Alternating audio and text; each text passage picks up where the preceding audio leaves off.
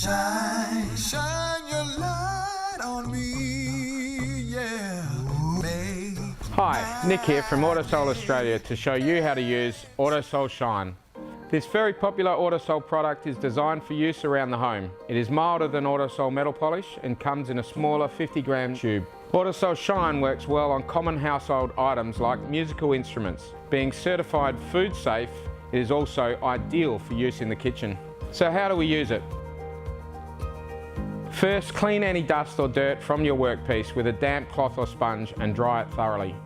Then use a clean, dry polishing cloth, making sure it's free from any sand or other abrasive particles. Apply a teaspoon or more of Autosol Shine to the cloth. Covering 5 to 15 centimeters at a time, rub the polish over the workpiece in a circular motion. Finish by wiping away the paste with a second clean and dry polishing cloth until you see the shine come up.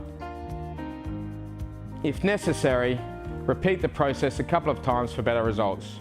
And that's it. Thanks for watching and shine on.